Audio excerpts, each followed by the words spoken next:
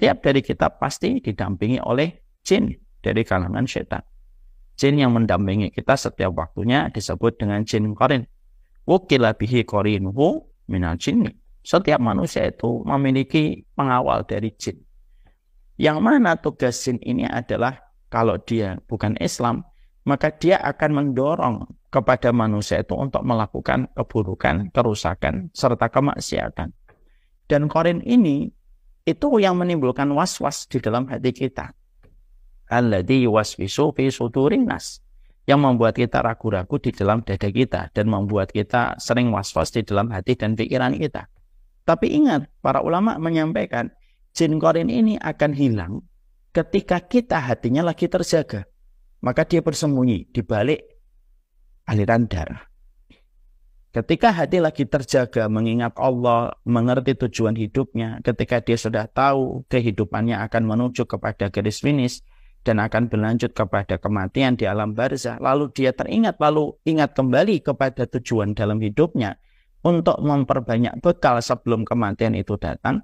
Ketika hati terjaga, qarin ini langsung bersembunyi dia di aliran darah. Ketika hati sedang lalai, karena pemilik nafsu lawamah itu terkadang terjaga, terkadang dia khilaf, terkadang dia bangun, terkadang dia tidur. Ketika sedang benci, ketika sedang membantah, ketika sedang lupa, maka pada saat itulah jin qarin itu datang. Mengalir, memberikan berbagai macam pertimbangan, berbagai macam pemikiran, memberikan berbagai macam narasi yang sifatnya semuanya satu. Membuat kita semakin jauh dari Allah setahap demi setahap, tanpa terasa bagi orang itu. Orang yang akhirnya merasakan nafsu lawamah, akhirnya apa? Para ulama lalu menjelaskan, di antara akibat yang dirasakan ketika seseorang itu merasakan nafsu lawamah itu apa? Maka tidaklah mereka ingat kepada Allah, kecuali hanyalah sebentar. Wala yadhkurunallaha illa qalila. Mereka ketika ingat kepada Allah itu, ingatan mereka kepada Allah itu sebentar, yaitu ketika hatinya terjaga. Kalau ditanya, ingat Allah? Ingat, tapi hanya sebentar. Selebihnya didominasi dengan keinginan duniawinya. Selebihnya diisi dengan goals pada kehidupan, pada karirnya, pada pencapaian materinya, pada pencapaian finansialnya. Walaupun dia tidak bisa dinafikan, dia tetap ingat Allah dalam beberapa kondisi. Dalam beberapa kondisi dia ingat Allah. Selebihnya dia tidak ingat Allah. Yang kedua yang akan dirasakan, dia akan diberikan hukuman dengan ditariknya kenikmatan pada ibadah. Yang mana ini merupakan bagian dari sebuah adab. Ada orang bertanya, guru, saya ini banyak maksiat, tapi kok saya merasa tidak diadab? Lalu guru bertanya kepadanya, apakah kamu merasakan kenikmatan pada ibadah? Saya melaksanakan ibadah hanya sebatas formalitas. Itulah adab yang kamu tidak sadari. Jadi orang ketika sudah dalam kondisi nafsu lawamah, orang kalau sudah dalam kondisi nafsu lawamah, yang kedua dicabut kenikmatan pada setiap ketaatan. Lalu ditunaikan ibadah hanya sebatas formalitas. Akhirnya dia tidak mampu melaksanakan ibadah-ibadah yang seharusnya menjadi identitas keimanan dia. Dan menjadi sebuah aktivitas kalau dia memiliki hati yang mutmainnah atau nafsu yang mutmainnah. Itu yang kedua.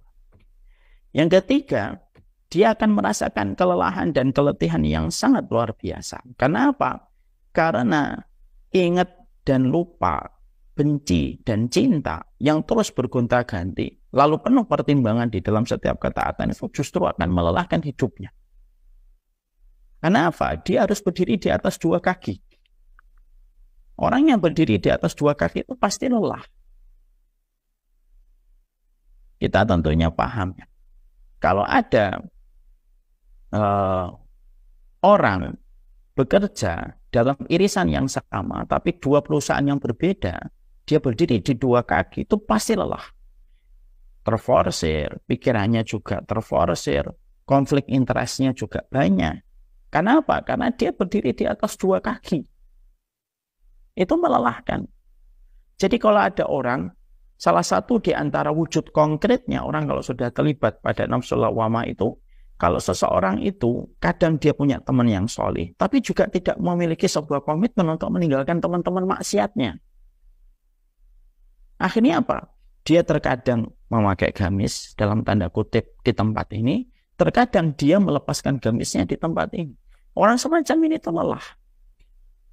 Karena dia tidak segera menentukan identitas dia berada di jalur mana. Akhirnya kelelahan itu akan terus mendera. Sehingga orang semacam itu biasanya adalah orang yang sering berkata, lelah ya hidup. Padahal hidupnya nggak ada banyak ujian sebenarnya.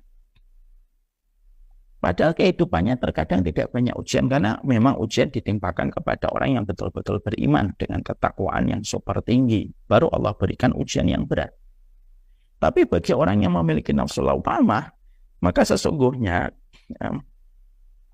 mereka itu hidupnya nggak terlalu banyak dengan ujian. Tapi walaupun tidak banyak dengan ujian, kelelahan itu sangat terasa di dalam keseharian mereka. Ya karena berdiri di dua kaki tadi. Jadi tidak betul-betul maunya itu apa itu nggak ketahuan. Jadi seringan kita ngelihat anak itu kadang begini, kadang begini, sampai kita maunya kamu itu apa? Dan biasanya kita memaklumi sifat itu karena memang anak kecil itu belum bisa mengambil keputusan. Maunya permen, tapi juga mau sama roti. Kita memberikan pilihan, ambil satu, roti atau permen, atau roti atau susu. Dia bingung. Maunya dua-duanya, tidak bisa. Jatahnya cuma satu. Dia bingung mau roti atau ini. Akhirnya apa? Ngambil permen, tapi ngeliatin roti nangis. Permen diletakkan, ngambil roti, ngeliat permen nangis. Kita ngomong, kamu mau milih yang mana? Makanya akhirnya itu yang menjadi salah satu di antara dampak yang harus senantiasa menjadi sebuah bahan pemikiran kita. Kalau kita terus membiarkan diri kita berada pada nafsu lawwamah yang dikatakan oleh Imam Ibnu Rajab, Imam Ibnu Qayyim, kita akan kelelahan, kita akan ingat Allahnya sedikit, akan dicabut kenikmatan ibadah karena ibadah hanya difungsikan pada perkara melepaskan kewajiban, dan dia akan berada pada kelelahan di antara ambang kehidupannya dia. Karena apa? Ya begitu dia. Akhirnya apa? Nggak jelas mau hamba dunia, yang nggak hamba dunia banget. Hamba Allah juga nggak hamba Allah banget. Hamba akhirat nggak hamba akhirat banget. Hamba dunia juga nggak hamba dunia banget. Itu malah melelahkan.